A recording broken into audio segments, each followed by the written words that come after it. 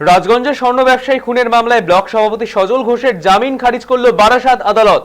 অভিযুক্তকে নভেম্বরের 13 তারিখে গ্রেপ্তার করা হয়েছিল। জানা গিয়েছে, অপহরণ, খুন ও দেহ লোপাটের ঘটনায় সজল ঘোষ জড়িত থাকায় ভিডিও ফুটেজ উদ্ধার করা হয়েছে। তবে এই মামলার অন্য আসামি বিডিও প্রশান্ত বর্মন জামিন পেয়েছেন। পাশাপাশি নিহতের স্ত্রীকে কেস তুলে নেওয়ার জন্য লাগাতার ফোনে হুমকি দেওয়া হচ্ছে, এমনটাই সূত্রের খবর।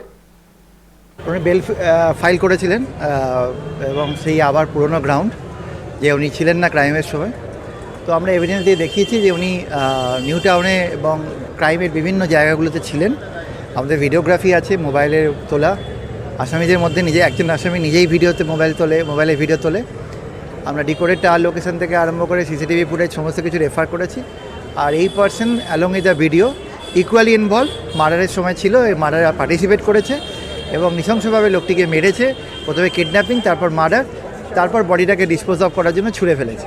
সো এই পুরো পার্সপেক্টিভে আর রিসেন্টলি এই ভিডিওর অ্যান্টিসিপেটরি বেল পাওয়ার পর আমরা যেটা দেখলাম যে ডিফেক্টো কমপ্লেনেন্টকে থ্রেট করা হলো যে কেস তুলে নেওয়ার জন্য।